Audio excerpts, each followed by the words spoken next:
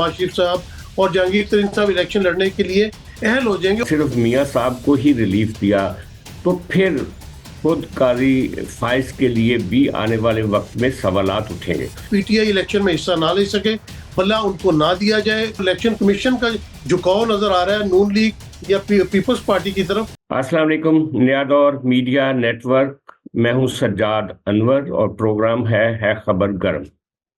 और मैं हूं नसीम सिद्दीकी। सज्जाद साहब, इलेक्शन करीब आते जा रहे हैं, अब तो तकरीबन 1 महीना 2-3 दिन बाकी रह गए हैं, लेकिन अभी तक कोई सरगर्मी नजर नहीं आ रही। छोटे छोटे कन्वेंशन हो रहे हैं और एक पार्टी के तो कागजात ही अभी तक मुकम्मल मंजूर नहीं हुए, उनके निशान का भी मसला चल रहा है। कभी पेशावर हाई कोर्ट उसको बहाल कर देता है बल्ले को, कभी फिर दोबारा पाबंदी लग जाती है। तो अब इस वक्त सुप्रीम कोर्ट में सारा मामला आ गया। तो ये जो आने वाली इलेक्शन है उनकी जो शफाफियत होगी वो अब सुप्रीम कोर्ट के ऊपर बहुत ज्यादा डिपेंड करेगी, क्योंकि अभी जिस तरह आप देख रहे हैं कि नवाज शरीफ और जहांगीर तरीन की जो तमाम उम्र की नाअहली थी उसके ऊपर केस चल रहा है, बड़ी डिटेल में जो है उसको सुना जा रहा है। इसी तरह होना भी चाहिए कि जो भी गरीब पार्टी है उसको सुनना चाहिए। तो अभी देखना है कि नाअहली अगर दूर करते हैं, 5 साल की कर देते हैं, तो उससे नवाज शरीफ साहब और जहांगीर तरीन साहब इलेक्शन लड़ने के लिए अहल हो जाएंगे और भी बहुत सारे लोगों को फायदा हो सकता है। लेकिन दूसरी तरफ अब बल्ले वाला मामला या इंट्रा पार्टी वाला मामला भी सुप्रीम कोर्ट पे है। तो क्या आप नहीं समझते कि चीफ जस्टिस काजी फाइज ईसा साहब के ऊपर बहुत जिम्मेदारी आ गई है कि वो एक पार्टी को रिलीफ देते हैं या दोनों को देते हैं? क्योंकि जब तक अपोजिशन की इतनी बड़ी पार्टी इलेक्शन में शामिल नहीं होगी तो इलेक्शन की गहमा गहमी, इलेक्शन की शफाफियत, फ्री एंड फेयर वाली बात किस तरह होगी? तो आप किस तरह देख रहे हैं आने वाले दिनों में क्या होने जा रहा है? अच्छा, बात आपकी दुरुस्त है कि अगर एक वजीर आजम को, जिसको बकौल मुस्लिम लीग नून के या बादियों नजर में एक बेटे से तनख्वाह ना लेने के ऊपर अगर नाअहल किया गया और फिर उसकी नाअहली को सारी उम्र की नाअहली में बदल दिया गया सुप्रीम कोर्ट की तरफ से, अगर सुप्रीम कोर्ट में उस केस को रीओपन किया गया है और अगर पार्लियामेंट की लेजिस्लेशन और सुप्रीम कोर्ट के फैसले में से ये तय करना है कि पार्लियामेंट की लेजिस्लेशन दुरुस्त है या सुप्रीम कोर्ट का फैसला दुरुस्त है, और उसके नतीजे में अगर मियां साहब को रिलीफ मिलता है और वो उनकी ताहियात नहली ख़त्म होती है और वो 5 साल की नहली में बदलती है और वो इलेक्शन के लिए एलिजिबल हो जाते हैं, तो फिर ये काजी साहब के लिए बहुत मुश्किल हो जाएगा कि वो पीटीआई का इंट्रा पार्टी इलेक्शन का जो मामला है उसके ऊपर कोई उनको रिलीफ ना दे। क्योंकि देखें, लीगल पॉइंट्स कुछ भी हो सकते हैं दोनों केसेस के। इलेक्शन कमीशन ने जिस तरीके से रद्द किया है एक्स्ट्रा जो उनका इंट्रा पार्टी इलेक्शन, और इंट्रा पार्टी इलेक्शन के अंदर जायज तौर पे जो इंडिपेंडेंट मुबस्सर समझते हैं कि जितनी जल्दी उन्होंने करवाया और उसमें जो लैकूनास छोड़े और जो टेक्निकल और लीगल फॉल्ट हैं उनके अंदर, जिनसे फायदा उठाते हुए इलेक्शन कमीशन ने उनका इंट्रा पार्टी इलेक्शन जो है वो मशकूक ही नहीं करार दिया, गैर कानूनी करार दे दिया और उनसे बल्ला वापस ले लिया। अब अगर सुप्रीम कोर्ट उस लीगल मतलब पॉइंट्स की तरफ जाएगा तो शायद बाज वकला कहते हैं कि बल्ला शायद मिलना और पार्टी की बहाली जो है वो मुमकिन ना हो। लेकिन मेरा ये मानना ज़रूर है कि तारीख में ये जो डिटेल्स होती हैं या केस की टेक्निकल नौइयत होती है वो बाज़ औक़ात पीछे रह जाती है, क्योंकि हर चीज़ का एक पॉलिटिकल उसका एक तनाजुर बन जाता है। और उसके नतीजे में मैं समझता हूं कि अगर काजी साहब ने पीटीआई को रिलीफ ना दिया और सिर्फ मियां साहब को ही रिलीफ दिया तो फिर खुद काजी फाइज के लिए भी आने वाले वक्त में सवालात उठेंगे। लेकिन यहाँ पे एक पॉइंट मेरे ज़हन में आया। हाँ जी, आप क्या उसमें देखें, एक तो ना बड़ी हम मासूमियत से हम सब बोल जाते हैं क्योंकि नून लीग ने एक नैरेटिव बनाया, तो लाज़मी बात है हमारे मुंह पे भी वही बात चढ़ जाती है कि जी बेटे से तनख्वाह ना लेने पे। मुझे ये बताएं कि अकामा रखना, कोई मुल्क का वजीर आजम है और दूसरे मुल्क का उसने रेजिडेंसी रखी हुई है, डुअल नेशनैलिटी के ऊपर तो आप बड़ा शोर मचाते हैं जी, उसके पास डुअल नेशनैलिटी है, फैसल वाडा के पास थी, गवर्नर सरवर के पास थी जी, वो खत्म कर दें। तो ये शर्मनाक बात नहीं थी कि एक मुल्क का वजीर आजम, और उसने किस लिए रखी हुई है? फिर इमरान खान सही कहता था ना कि ये मनी लॉन्ड्रिंग का एक तरीका है कि दूसरे मुल्क में आपने अकाउंट रखे हुए हैं और वहां से आप जो है वो पैसे बाहर चले। ये डिटेल लंबी हो जाएगी। दूसरी बात ये आ जाती है कि जिस तरह हमने देखा है कि इलेक्शन कमिश्नर का जो रवैया है, उसका सारा का सारा जोर जो है ना वो ये है कि पीटीआई इलेक्शन में हिस्सा ना ले सके, भला उनको ना दिया जाए। आरओ शिकायत कर रहे हैं, वहां से उनके कागजात नामजदगी पीटीआई के जो है वो सारे उन्होंने जो है वो रद्द कर दिए। तो एक तो इलेक्शन कमिश्नर और इलेक्शन कमीशन का झुकाव नजर आ रहा है नून लीग या पीपल्स पार्टी की तरफ, एक पार्टी के पीछे पड़ा है। और कल तो मैं हैरान रह गया जब इतने बड़े मनसब पे बैठे हुए मुंसिफ कहते हैं कि जी उन्होंने फलां किया, उन्होंने बगावत किया, वो इलेक्शन लड़ना चाह रहे हैं। भाई आपने तो फैसले करने, आपके मुंह से तो ऐसी बातें अच्छी नहीं लगती ना कि जो एक पार्टी की लगता है कि आप नुमाइंदगी कर रहे हैं। एक पार्टी के जब वकला पेश आते हैं तो आपकी बातें खिल रही होती हैं, और दूसरी पार्टी के जब जाते हैं तो आप कहते हैं ये आपके नाम के साथ क्या लगा है, आप किधर से आए हैं, आपका ताल्लुक फलां से तो नहीं है। इस तरह की बातें होनी शुरू हो जाती। तो इससे तो साफ नजर आ रहा है कि पार्टी के खिलाफ बड़ा बुग़्ज़ पाया जाता है और एक पार्टी की तरफ बड़ा झुकाव नजर आता है। तो इसको किस तरह देखते हैं आप? नसीम साहब, अगर तो मैंने हमेशा आपसे कहा है कि अगर तो आपने आधी तस्वीर देखनी है तो मैं आपको मना तो नहीं कर सकता कि आप आधी तस्वीर देखें या आधा सच बोलें। बात ये है, असल बात नसीम साहब, कि क्या भुट्टो फैमिली की 4 कब्रें लाड़काना में पड़ी हुई हैं ना?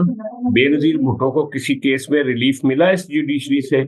जुल्फकार अली भुट्टो का रेफरेंस पड़ा हुआ है, लेकिन उन्होंने बगावत नहीं की, उन्होंने जाके सुप्रीम कोर्ट पे हमला भी नहीं किया, उन्होंने जाके किसी कंटोनमेंट को आग भी नहीं लगाई। अच्छा, उसके बाद मियां नवाज शरीफ का मामला ये है कि वो पिछले 20 साल में उनकी पार्टी दुरुस्त कहती है कि उन्होंने वो 2008 में भी नाअहल थे, शरफ की वजह से वो आज भी अपनी नाअहली कर रहे हैं। मुस्लिम लीग नून के साथ 18 में जो हुआ, पीपल्स पार्टी के साथ जो 13 में हुआ, वो भी इसी मुल्क में हुआ। उन पार्टियों के साथ भी बुग़्ज़ हुए। इस दफा बारी पीटीआई की है, तो पीटीआई को सियासी तौर पे इसमें से गुजरने की जरूरत है, चीखने की जरूरत नहीं है। शर्मनाक बात यह है कि वही सुप्रीम कोर्ट जब रिलीफ देती है और अतर मिर्ज़ा साहब कहते हैं कि ये एक मासूम है इमरान खान साहब, तो उस वक्त पीटीआई बगले बजाती है, और अगले ही दिन जब उनका वकील तैयारी करके ही नहीं जाता लतीफ खोसा, और चीफ जस्टिस कहते हैं कि आप किस बात पे रिलीफ लेने के लिए आए हैं, मुझे डॉक्यूमेंट दिखाएं, तो वो जब नहीं, वो खुद कहते हैं कि मैं अभी वो साथ नहीं लाया और मैं नेक्स्ट लेकर आऊंगा, और खुद कोर्ट का वक्त जाया करते हैं। तो अगले दिन पीटीआई के जो सपोर्टर है वो जितनी बदतमीजी और घटियापन करते हैं, और ये जो गालम गलोच का कल्चर है पीटीआई का, ये इसने समाजी फाइबर जमा करके रख दिया है। या तो हो ना भाई, आपके साथ एक खास पार्टी को चुन के ज्यादती की गई है तो फिर आप कुछ भी कर सकते हैं। आपको पता है जब इस मुल्क में कि एक वक्त में आपके सामने रेड कारपेट बिछाया गया था, आपकी अक्सरियत भी पूरी नहीं थी, आपको वजीर आजम बना दिया गया था, एजेंसियां आपके लिए बंदे इकट्ठे करके असेंबली में लेकर आती थी, आप पॉलिटिकल पार्टियों से मिलना पसंद नहीं करते थे, आप कहते थे कि जनाब ये जो लोग हैं इनके साथ मैं बैठ नहीं सकता। तो अब आप जब सजाद साहब हम इशू से हट जाते हैं, करनी चाहिए, लैंग्वेज को इस्तेमाल नहीं करना चाहिए जो लैंग्वेज दूसरों ने इस्तेमाल नहीं किया। सजाद साहब हम टॉपिक से हट जाते हैं और फिर आप मुझे घसीट के ले जाना चाहते हैं कि इमरान खान की पर्सनैलिटी वो क्या करता था, फिर मैं आपको नवाज शरीफ की चीजें गिनवानी शुरू करते हैं। नहीं, आप सारी बात आप दूसरी तरफ ले जाते हैं ना कि इमरान खान ने ये किया, फिर मैं कहूंगा नवाज शरीफ ने ये किया। तो हम जो बात कर रहे हैं, अगर आपने पिछली मिसालें फिर सारी देनी, फिर मैं भी पिछली सारी मिसालें देनी। नहीं, अभी आप दे रहे थे ना। नहीं, सुने अभी आप नवाज शरीफ का रवैया क्या था, ये गालम गलौज का कल्चर 90s में कौन लेके आया, बेनजीर की तस्वीरें किसने पिकवाई, फिर वो बात उस तरफ चली जाएगी। हम ये जो कानूनी बातें कर रहे हैं ना कि जो इलेक्शन आने वाले बेनजीर भुट्टो की इलेक्शन आने वाले में क्या सूरत हाल होगी, हम अगर ये डिस्कस कर रहे हैं। नहीं, बेनजीर भुट्टो की तस्वीरें फेंकवाना या दूसरी चीजें करना, वो उन्होंने माफियां मांगी है सब लोगों ने, लेकिन आप लोगों के मतलब पीटीआई ने आज तक किसी चीज के ऊपर माफी नहीं मांगी नसीम साहब। सर हम माफी में आप लेकर डिस्कस कर रहे हैं, हम इलेक्शन डिस्कस कर रहे हैं। हाँ तो करें ना, इलेक्शन डिस्कस। हाँ तो इलेक्शन करें ना। आप तो आप घेर घार के बात पीटीआई पे, बात इमरान खान पे ले आते हैं। नहीं, हम इसलिए कह रहे हैं कि आने वाले इलेक्शन है, ये आपको किस तरह के होते हुए नजर आ रहे हैं, इस पे अपनी जो आपका इतना गहरा मुशाहिदा है उसके बारे में आप हमें बताएं ना कि ये आने वाले इलेक्शन किस किस्म के होते आपको नजर आ रहे हैं। नसीम साहब, ये मैंने बात अभी थोड़ी देर पहले की है कि पीपल्स के पीटीआई को उसका ड्यू प्रोसेस के तहत उनको हक मिलना चाहिए इलेक्शन लड़ने का, उनके पास बल्ला होना चाहिए, उनके पास फेयर प्ले होना चाहिए। और मैंने ये भी कहा कि सुप्रीम कोर्ट के चीफ जस्टिस साहब ने अगर नवाज शरीफ को रिलीफ दिया और इमरान खान को ना दिया तो चीफ जस्टिस के ऊपर सवालात उठेंगे। लेकिन ये बात मैं दुरुस्त मानता हूं आपकी कि इस वक्त पीटीआई जो है वो ज़ेर-ए-ताब है, इसमें कोई शक नहीं। ये उसी तरह ज़ेर-ए-ताब है जैसे दूसरी पार्टियां अपने अपने वक्त में ज़ेर-ए-ताब रही हैं।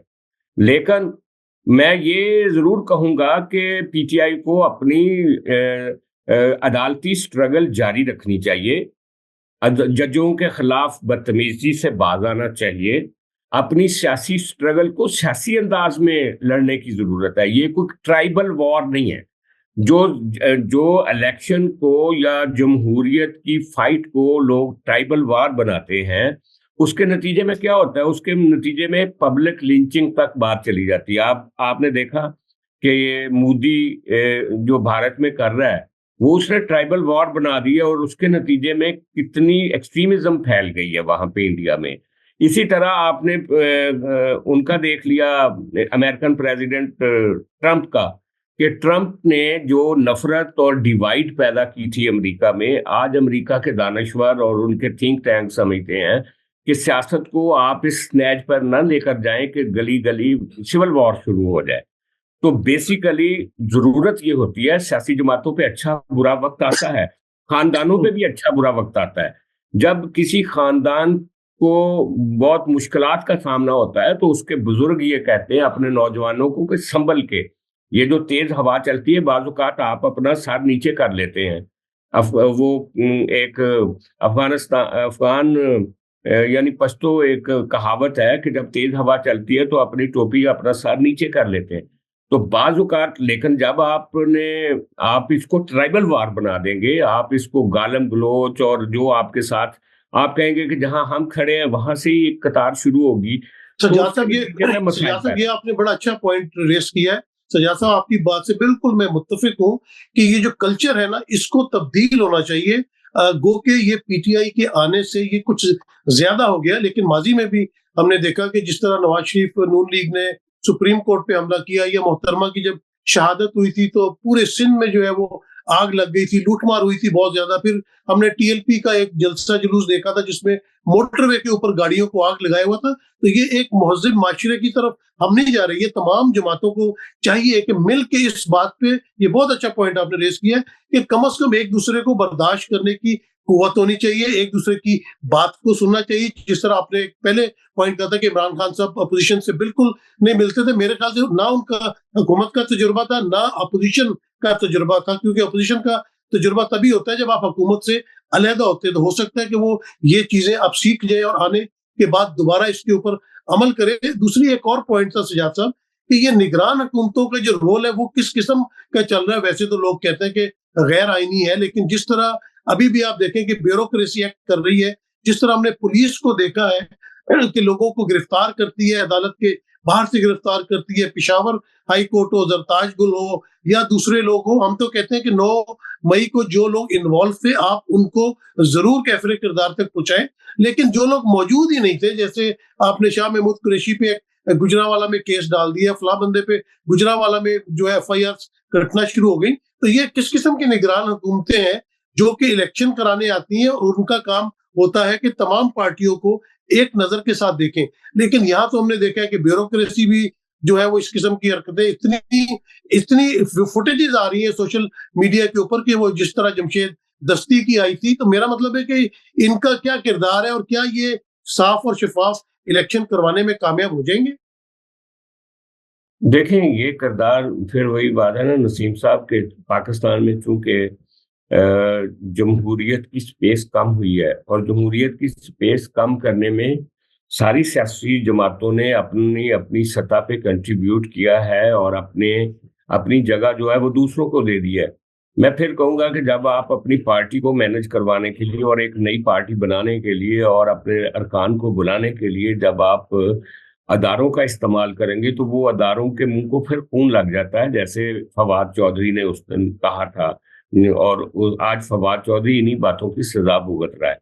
तो जगह आप खुद देते हैं, सियासतदान खुद देते हैं। आज मियां नवाज शरीफ ने आंखें बंद की हुई हैं, कल इमरान खान ने आंखें बंद की हुई थी। तो अगर इस मामले में अगर किसी पार्टी का थोड़ा बहुत रिकॉर्ड बेहतर है तो वो पीपल्स पार्टी है, जो कि हर हालत में लोगों को कहती है कि आप इंक्लूसिवली सब लोगों को साथ लेकर चले और डेमोक्रेसी की तरफ चले। लेकिन बदकिस्मती ये है, बदकिस्मती हमारे माहौल और जो हमारी जमहूरी रवायत रही है, हम उससे बाहर नहीं निकल सके।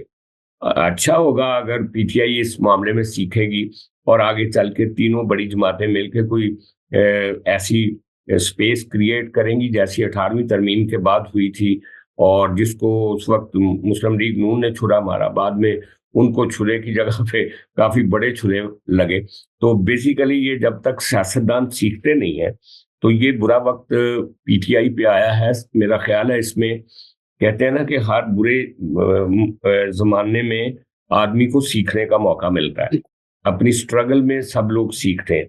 तो पीटीआई अगर इसमें से सीख के निकलेगी तो ये मुल्क के लिए बहुत अच्छी बात है।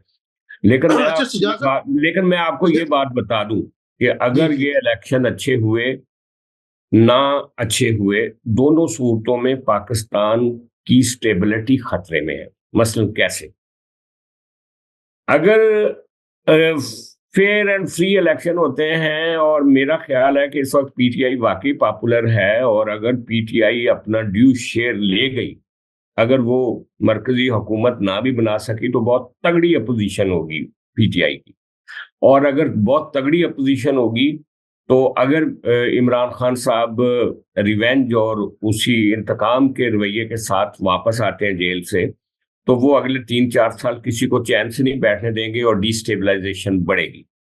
और अगर उनको इन इलेक्शन से आउट कर दिया जाता है तो फिर इन इलेक्शंस की कोई क्रेडिबिलिटी नहीं होगी, और उसके नतीजे में भी डिस्टेबलाइजेशन होगी। और उसके नतीजे में भी जब उनको सितंबर में नया चीफ जस्टिस एजाजुल हसन आएगा, फिर पीटीआई को रिलीफ मिलना शुरू होगा, एक नई खींचातानी शुरू होगी, उसके नतीजे में भी डिस्टेबलाइजेशन होगी। अच्छा सजाद साहब, अच्छी आपने बात की। तो मैं समझता हूं कि अभी भी मैं समझता हूं कि अगर इमरान खान साहब जेल से बैठ के इकोनॉमिस्ट को आर्टिकल लिख सकते हैं, अपनी पार्टी को हदायत दे सकते हैं, इस्लामाबाद हाई कोर्ट ने उनके लिए सियासी यानी कि एक्टिविटी का उनको इजाजत दे रखी है, तो उनको चाहिए कि एक फौरी तौर पे एक हाई लेवल पार्टी का एक डेलीगेशन बनाएं और दोनों बड़ी पार्टियों के साथ, बल्कि तीनों चारों पार्टियों के साथ, जितनी भी पार्टियां, उनके साथ डायलॉग इनिशिएट करें कि हम इस क्राइसिस से कैसे बाहर निकलना है। वो लेकिन सजाद से बड़ी मेरे ख्याल से टाइम हमारे पास कम रह गया है, टाइम कम रह गया। आपने 2-3 बड़ी अच्छी बातें की हैं।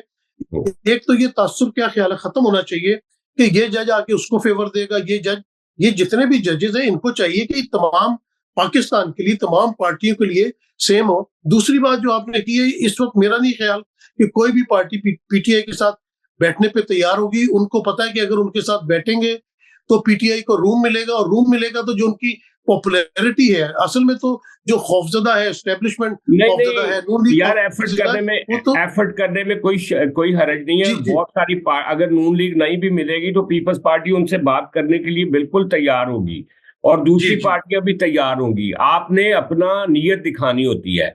अगर पीटीआई ये नीयत दिखाती है कि वो डायलॉग करना चाहती है और इलेक्शन 8 फरवरी के इलेक्शन के बाद एक सस्टेनेबल और एक एक एक पीसफुल ट्रांजिशन के लिए और मुल्क की बका के लिए और मुल्क की इकॉनमी के लिए वो कोई रोल प्ले करना चाहती है तो उसको लोग वेलकम करेंगे।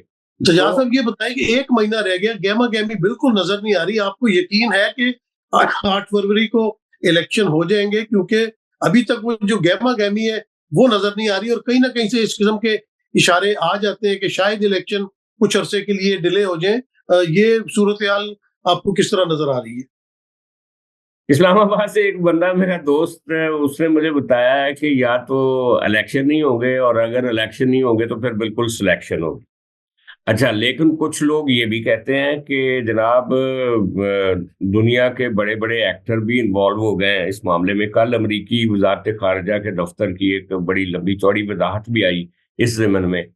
तो कहा यह जा रहा है कि पहले अमरीकियों ने देखा था कि सारे अंडे जो एस्टेब्लिशमेंट है मुस्लिम लीग नून के टोकरी में रखती जा रही थी, तो फिर कहा गया उनको किसी न किसी क्वार्टर से, तो फिर बलूचिस्तान का मामला पीपल्स पार्टी के हवाले किया गया और अब कोशिश हो रही है कि केपी का मामला जो है वो पीटीआई के हवाले किया जाए ताकि पाकिस्तान जो है ना आगे एक सस्टेनेबल डेमोक्रेसी की तरफ आगे बढ़ सके। तो हाँ, ये बात तो बिल्कुल दुरुस्त है कि हाँ, तमाम सियासतदानों को मिलकर बैठना चाहिए। ये भी एक एफर्ट चल रही है कि कुछ ताकतें पाकिस्तान को जो चाहती हैं कि पाकिस्तान एक स्टेबल डेमोक्रेटिक मुल्क के तौर पे आगे बढ़े, तो वो कोई रोल भी प्ले कर रही हैं। और लेकिन यार फिर वही बात कि बाहर की दुनिया हमें क्या बताएगी, ये बात तो रावलपिंडी वालों को भी सोचनी चाहिए, पीटीआई वालों को भी, पीपल्स पार्टी को भी और नून लीग को भी, कि इस मुल्क के मसले जब तक हम सारे खुद मिलके हल नहीं करेंगे, बाहर से तो कोई भी नहीं इतना आपका सगा होता कि वो बगैर इंटरेस्ट के आपको कहे।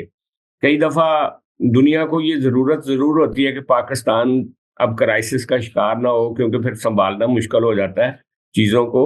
लेकिन पाकिस्तान को खुद अपने पांव पे खड़ा होने की जरूरत है अपनी प्रॉस्पेरिटी के लिए। ये चंद पार्टियां हैं, इनकी ईगो, इनकी अना जो है उसकी सजा पूरे पाकिस्तान के अवाम भुगत रहे हैं।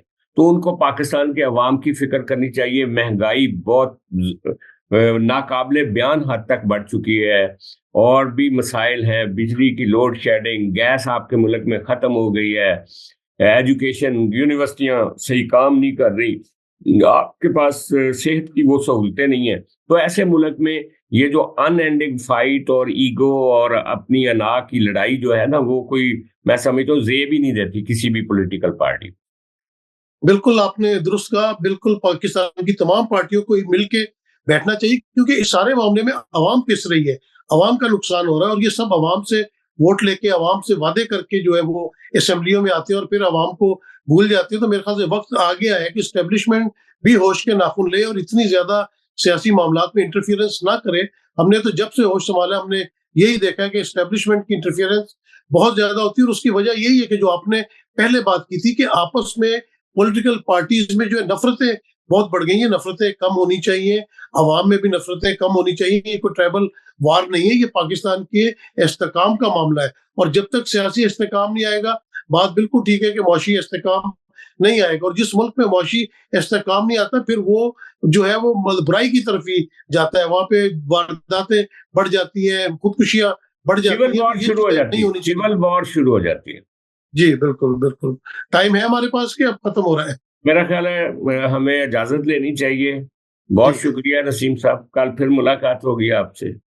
थैंक यू सजाद साहब, बहुत शुक्रिया।